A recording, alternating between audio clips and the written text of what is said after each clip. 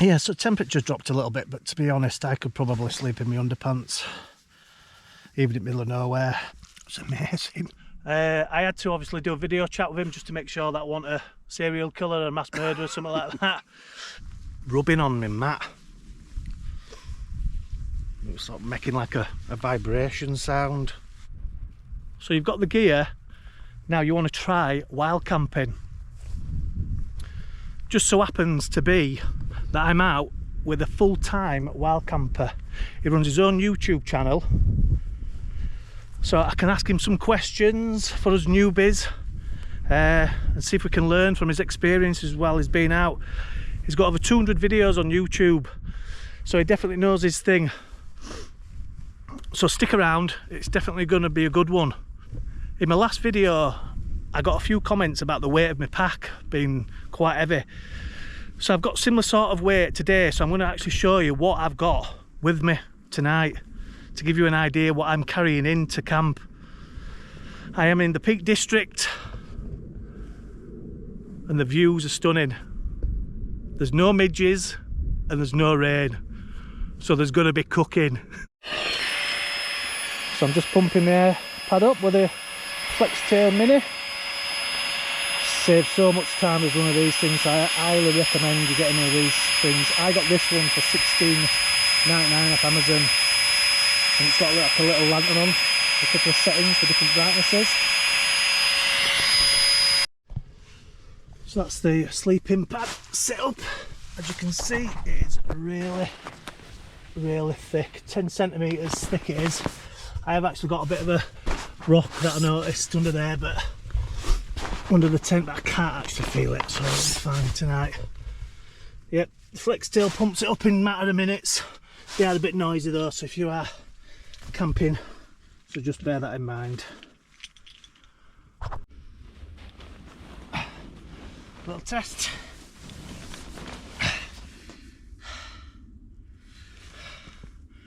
Perfect. I'm not slipping off. I'm quite comfy. Just need to get my pillar in now, and I'll show you the rest of the gear that I've got. So my setup is the Eurike Nepal 85 rucksack. That's pretty much empty, apart from a woolly hat and some gloves in top pocket. So that's my snacks, poppers, some sweets, coffees, some biscuits. That's Walter's food for morning, and his knife and fork. Not that he uses a knife and fork, it's just what I usually to mix his fish up as well and what have you. It's my food, so I've got some satay sauce in there, a bit of oil, some noodles, and then I've got some gammon and onions in there, so we'll have like a sort of Chinese meal. I've got a little plastic cup that I use for my coffees, a titanium mug with gas in there. Then I've got a frying pan, gas stand, and my stove. And then yeah, just inside, so I've got my pillow set up, my snug pack expansion soft it's called, so you can extend the zip. Yeah, so if you're a bit sort of wider in shoulders, you can extend it so it's a little bit wider at top. To be fair, last couple of times I've been out, I ain't had to zip it up. I've been too warm. I mean, I've taken my down jacket off now because I've had a sweat on just setting up. And then yeah, so I've got all my electronics and power bank in the corner there, my down jacket, and that's my pillow from Decathlon. And then in this big pocket I've just got all my sacks that the tent came in, sleeping bag, pillow, and what have you. So yeah, I can't feel that rock underneath the sleeping pad, so we're all right. So I think we're all good. So that is the Cloud Peak 2 with all my gear. Weighed it this time and it was about 14 kg. Josh has gone to get some more water, so I have usually got like a 2 litre bottle of water, but Walter has sucked quite a lot of it on the way up because it was quite warm. And then I am gonna cook some food finally. I'm gonna have a full belly tonight, and then I'm gonna have a chat with Josh, and then yeah, chill out. He will put what he's filming today as well. He's gonna have a chat with me because I did a wild camp with him about 7 months ago when we first wild camp, but he invited me to come along. We were doing like a camping with subscribers. So I filled the form out, sent it off to him, and he emailed me back and said, yeah, I'd like to take you out. So yeah, we'll have a chat with him. Like I say, he does YouTube full time, so his wild camps, he gets out every week and tries to film some. He's got some really good gear. I'll show you his tent while he's gone for water. I don't think he'll mind. So he's got the Durston X Mid, I believe it's called. It's a trekking pole tent. I do fancy a trekking pole tent because they are lighter. It's only a one-man tent, but I think you can get 2 men. I'm not sure. I'll ask Josh that later on. Whereas obviously I've got the Cloud Peak 2, which is a 2-man tent, but I need that for me and the pup. There he is, look at him, waiting. There he is. Yes. He's a good boy. And as always, if there's anybody that wants to ask me out, just drop a comment down below and I'll definitely reply. So I'm not that familiar with the Peak District, so it's been good to get out with Josh again tonight. But when I did the first camp, I wasn't doing YouTube or anything like that. But since doing that, I thought I'd have a pop at it, so to speak. And you can see why, because look at these surroundings. I think in distance there is Mamtor. So anybody that knows the Peak District will know that's Mamtor up there. He did tell me other mountains or other hills, did Josh, but I've forgotten them already. My memory is like a sieve, unfortunately. But if we go to edge here,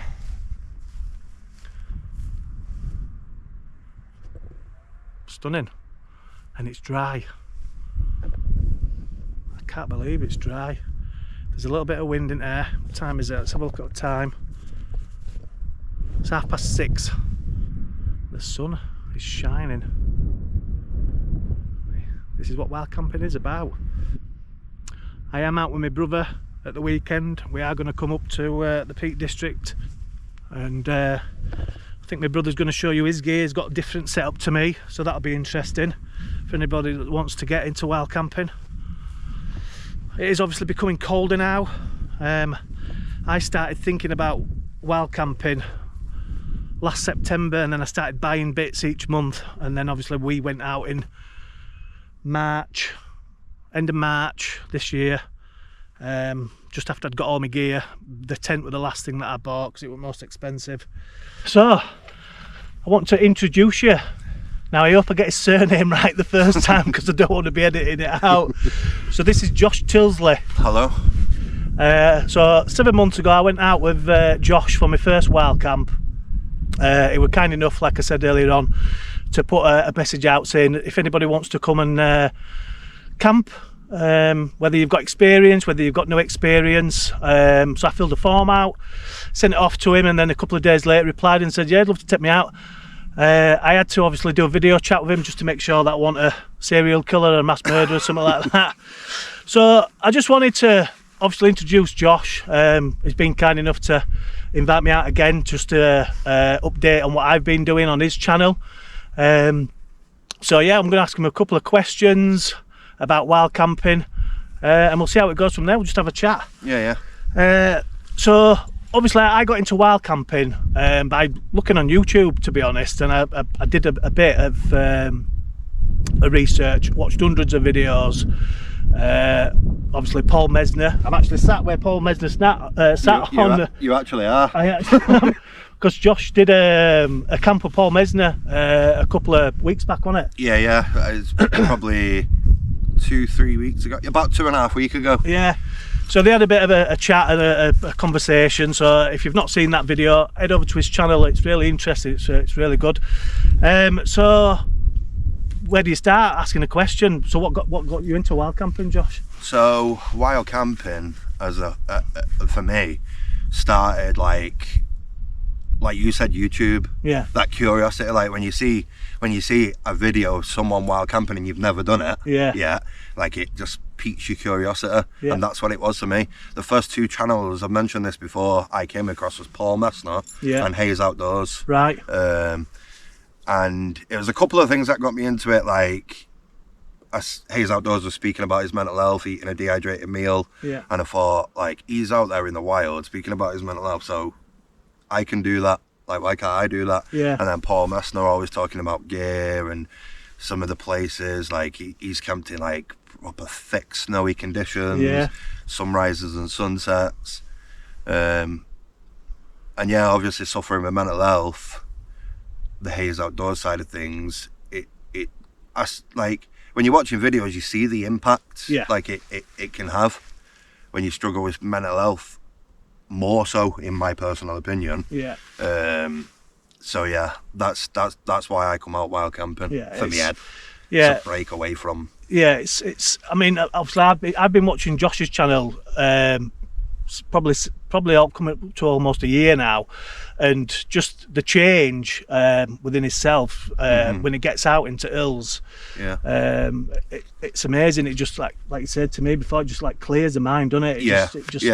And that the way I've changed as well. Like often I'll look back at 2 years ago, my videos 2 years ago, and a lot of the reason why I've changed is through filming. Because believe it or not, like I'm not the most confident guy. Like I've always lacked confidence in that way, but filming yourself and having to watch yourself back while editing, it just builds confidence. Like still now I'm not 100% confident, but I'm a lot more confident than I was 2 years ago. I could not pick up a camera up and speak to it. So it's like that, and I film because I love it. Like it's mad, because even if I wasn't filming, I'd still go out for wild camps. I film because I'm going wild camping. I don't go wild camping to film. So it's just like a log and a record. The passion is wild camping and the outdoors. I wanted to wild camp, not to do a YouTube channel, but to actually experience wild camping. Because I've done plenty of family camps with my missus, just in like campsites and what have you, and I just always wanted to know what it felt like just to be out there on your own, you know, with just a small tent, a sleeping pad, or a mat, or whatever you can afford at the time, and just to experience it. And I did my first solo wild camp last week, and I loved it, absolutely loved it. I mean, I was swamped by midges and I couldn't cook any food, and I've not been able to cook any food since I've started wild camping because of weather and rain and what have you, but I've survived through night. So what were your first wild camp like then, Josh? My first wild camp was like literally, it was good but a disaster at the same time. So when I first started wild camping, I had proper cheap gear. Like, do you know what? In the way you've done it, you've actually got decent gear. When I first done it, I had a decent tent. It was a Nature Cloud Up 1. But I had a £5 self-inflating mat from the range. A £5 foil mat from the range. Like a really cheap sleeping bag. No waterproofs. I didn't even consider like weather or anything like that. You just wanted to head out into those, just blind. I was literally going into it blind, and it rained. I had no waterproof. I was literally soaked. Sat on my tent, like literally on the brink of hypothermia, shaking in my tent all night. Did you have a gas stove or not like that to cook have a brew?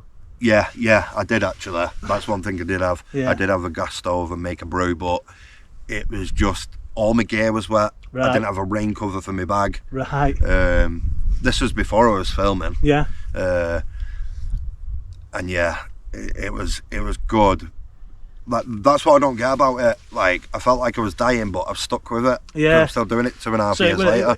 It was an audible experience to start off with. Yeah. And that were what, over 2-3 years ago? About 2.5 years ago. Yeah, and you're still at it. You obviously upgraded your gear since Yeah. So yeah, that's the thing about wild camping. I mean, a lot of people, you know, are led out with basic gear and not realise what it actually is like and can be. You know, my last video was titled "The Reality of Wild Camping," just to give that bit of different aspects, that it ain't always beautiful sunshine. And no, it's definitely not. Yeah, and the weather can turn, and you know, and it's just a case of having that little bit of knowledge first. But then at the same time, you know, obviously Josh's first wild camp, you've learned from it. And I remember actually going back then in my mind, like, I learned a lot from that experience. Just that one time. Like, a lot. Yeah. Because I remember after that, I didn't go out without waterproofs again. Yeah. And even now, like, I won't go out without waterproofs in the hills. I always take it, even if the weather says it's going to be 27 degrees all day. Yeah. I'll still take waterproofs. They're in your bag. Yeah. I just can't. I won't risk it. Yeah. Because I felt horrible. I remember, like, I think he had about an hour's sleep, and I remember waking up in the morning and I felt, you know, that feeling you said before of waking up like you've got hangover. Yeah. I felt drained. Yeah. It was horrible. So yeah, it's just being prepared. It's always about being prepared. You know, don't put yourself in danger when you go out wild camping. You know, don't try to head up to highest peak in England with like the basic gear, because the weather up there can change like so quickly. Yeah. It could be like, say, this nice. I mean, we've got a really nice night tonight, but then it just, the fog will roll in, the rain will roll in, the wind will roll in. Just start off small, you know. The Peak District is an ideal place to start off. If you can sort of travel that far, or you know, for me it's an hour's drive away. I think it's the same for you, and it's an hour's drive away. Yeah, it's about an hour. And like you just said, the Peak District is, in my opinion, like, this is where I come the most, but it is the perfect place to start. Yeah. Because you're not tackling huge mountains. Yeah. I actually googled it the other day. Like, Kinder Scout is classed as a mountain. Yeah. Because it's over 632 meters, I think it is. Yeah. So it is classed as a mountain. Yeah. But, you know, it's not like your Great Gable and your Helvellyn and like big Scafell and what have you. Yeah. I mean, you don't even need to go right up to Lake District for the scenery up there, because I mean, I've not been down here or this high up actually in Peak District before. We camped in a little valley near car park, not far from car park first, and it was beautiful. Yeah. And that's on Josh's channel, his first video camping subscribers, and it's just an ideal location. But like anywhere, the weather can change so quickly. I always say that as well. You don't have to go high up to enjoy a wild camp. No, you really don't. Like, don't get me wrong. Sat here now, the views are stunning. Yeah.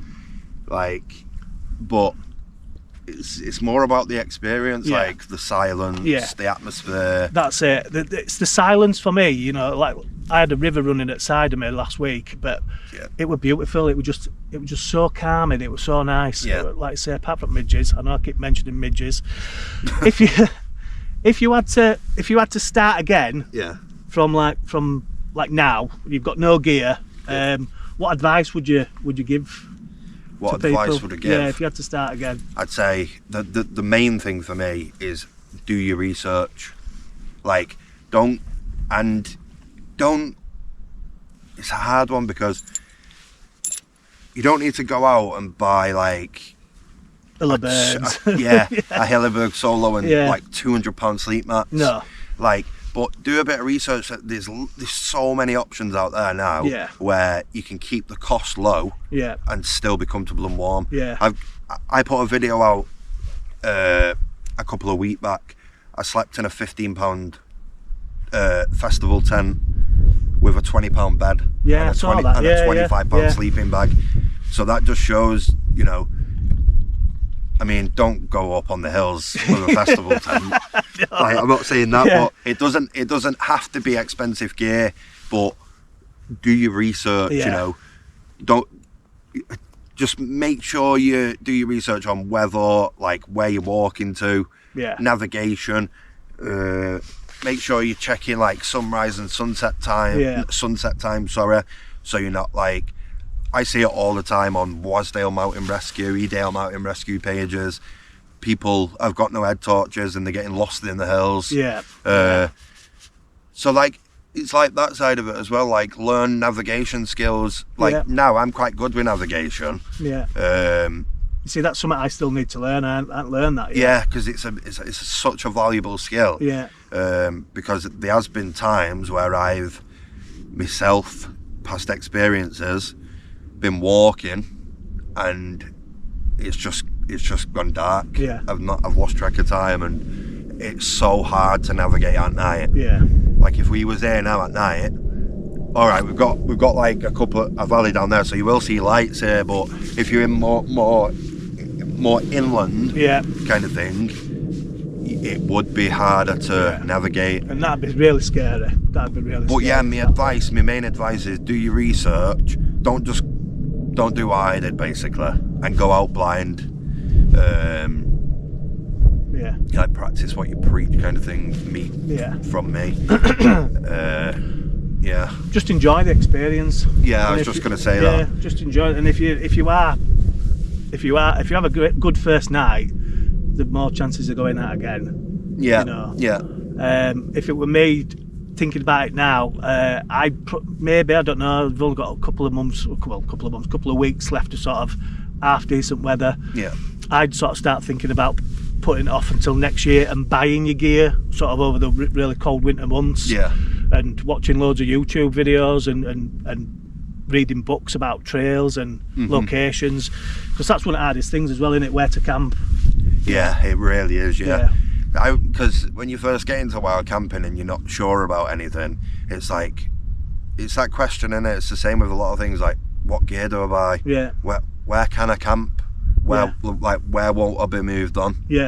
But then when you do research about it, it's not as hard as it's honestly really not hard to come outside and wild camp. When I sat down with Paul Messner, he's been wild camping for like 9-10 years now, and he's not been moved on. You know what I mean? And he's done a lot around here, hasn't he, as well? He's done it everywhere. And he's never been moved on in that time. So it's a common fear that people have, that they're going to be moved on and stuff. And if you do, just be respectful. If a landowner ever does come up to you, just obviously be polite. Be polite. Be polite. If you can try to convince him to stay till morning. Say you pack up early. And leave no trace. Leave no trace. That's another thing as well. Like, if you are getting into wild camping, like, read up and research on leave no trace principles. That's a big thing. It's just basics. Like, I went to Snake Woodland and that place is a mess. That place is a proper mess. It's full of rubbish in it. You posted something on your Instagram. That's like one of the places where I started my wild camping journey, kind of thing. And when I started, it was so clean. And now, that's what I was talking about earlier, sharing locations. Like, I'm all for, if someone messages me and asks for a location, I'll do my best to kind of show them that location, but I do hold back on sometimes because of that reason. Absolutely. But and I think that most people on like YouTube that obviously do film the camps, they stick to them principles. 100%. And they're trying to push it to people that actually watch them, you know. That not to leave a mess, you know. But people are going to be people. But leave no trace is a big thing. Leave as you found it. Leave it exactly how you found it. And then more people can get out and enjoy it. It's like when we come out. It's like when we pack up in the morning. And someone walks up here, they should walk up here, and they would not know we've been here. Like, that's how you should leave it. Absolutely. Exactly how you find it. Just all you ever leave is flattened grass. Yeah. Where your tent's been, where your bed's been. That's it. That's it. That's it. And then you take your memories with you. Yeah, yeah. And videos. Yeah. In our case. Yeah, and videos.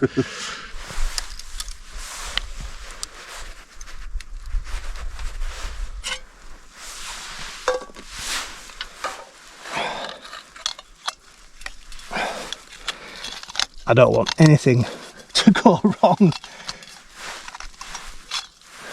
on this one. I have set up a little table.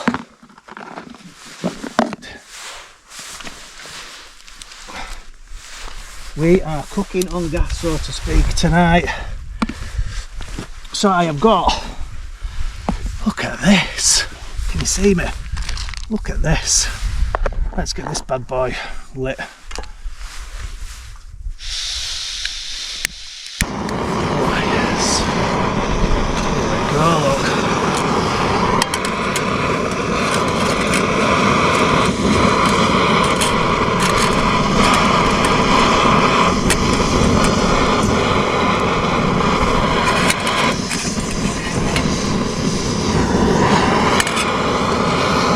So we have got some onions, gammon. Let's turn that down a bit, it's already buddy. Look at this. Cooking is not even. There we go. So we've got some gammon, onions,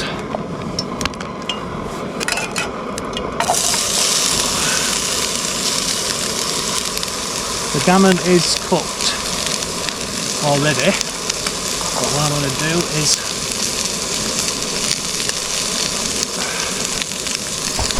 there we go, we are cooking finally. Look at this. Oh, this is a first for the channel due to the bad weather that I've always had. It's about 7:30 at night, so I've had a chat with Josh.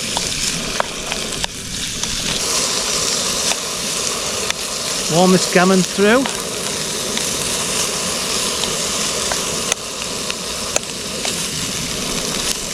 Some oil in there.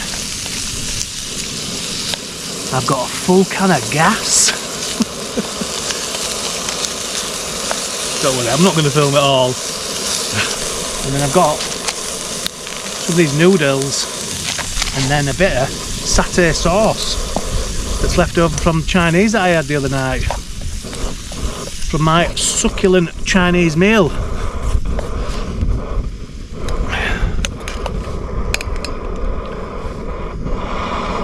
So a bit more, just to soften them onions a little bit. So, while I'm cooking this, I thought I'd ask, why does my pack weigh so much? I don't feel like I bring that much, but it always feels so heavy. About 14 kg, and I do try to leave stuff at home. I've shown you the gear that I bring.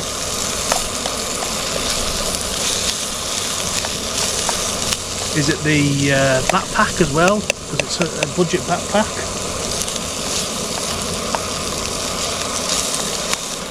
I wish you could smell this.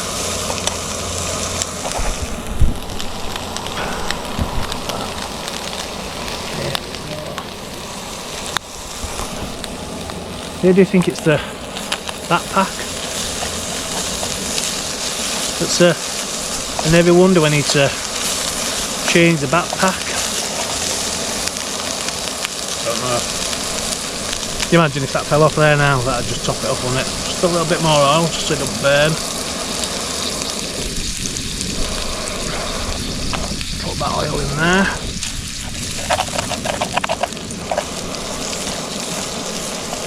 Get these noodles in.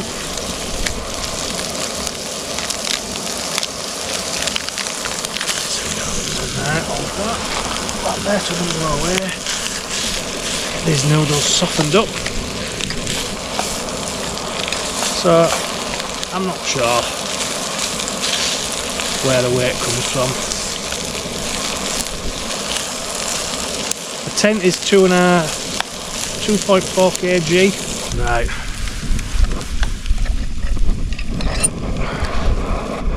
Oh, satay sauce left over from the meal.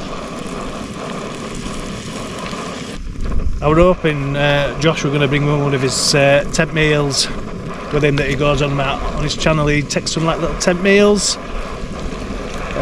He's actually going to go visit the actual company, I think in a couple of weeks' time, and spend a bit of time with them and show it's done. So if you've not seen those tent meals and you don't want to bring all this, maybe that's why it weighs so much in my pack. Oh, that smells good. Yeah, check out the meals that Josh takes with him, and if you do want to try one of his tent meals, I think he has got like a discount code. If you just check his channel out, it's all explained on there.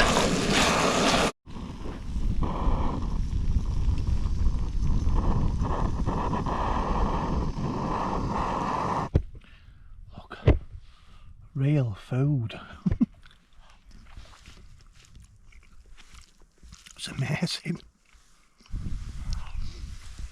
I've never tasted anything like it. If you can cook, have a proper meal outside, definitely makes a big difference. I'm going to eat that and bring you back in the tent. So we're in the tent now. The sun's gone down, it's about 10 to 9. We've managed to cook. Temperature's dropped a little bit. There's a little bit of wind, but it's not too much.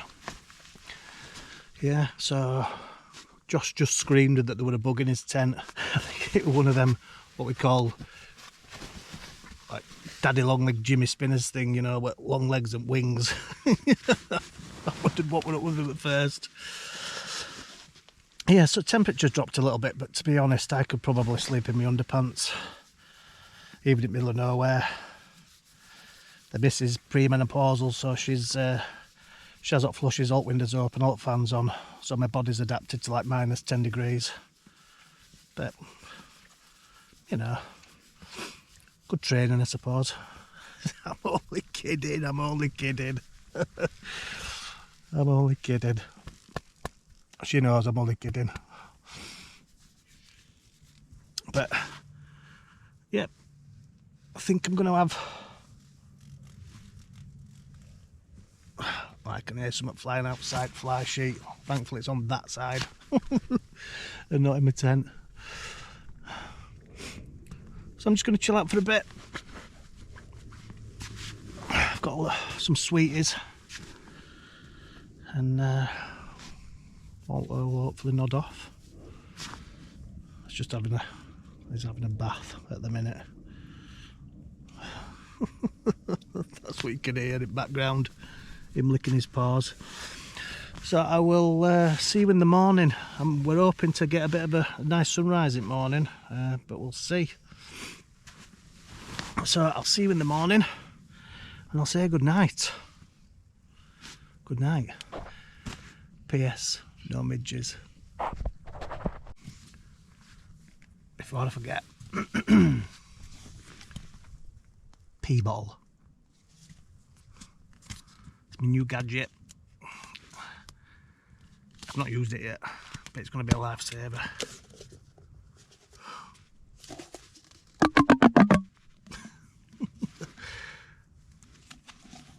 For both male and female. I'll let you know if I use it.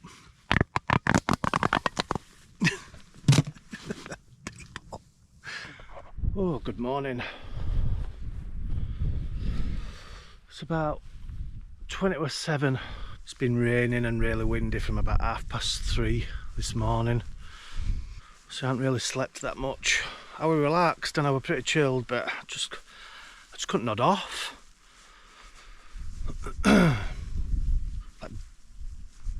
like wind were really sort of whipping underneath sort of outer sheet, and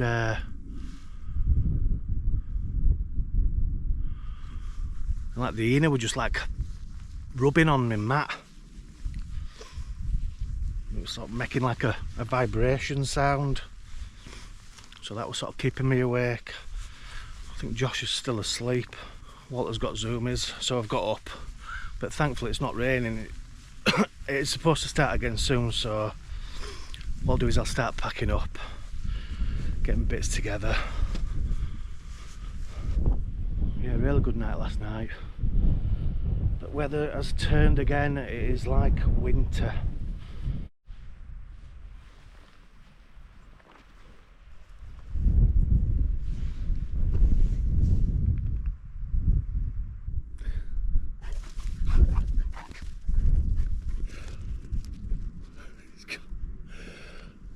I don't know when he's gone, is he? Look, he's got zoomies.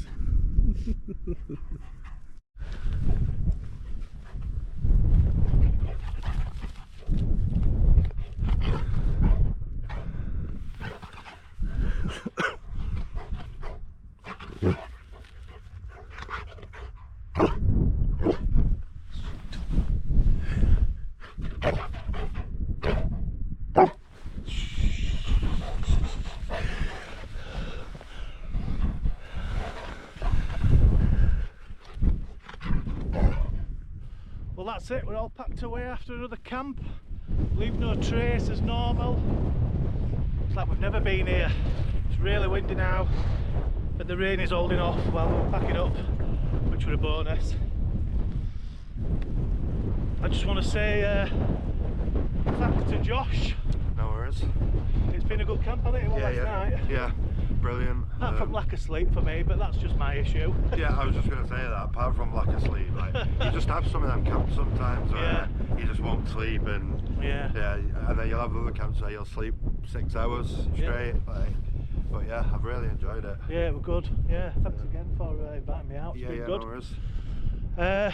So that's it from me and Josh, and I'll see you on next one. See you later. See ya. Bye. Bye.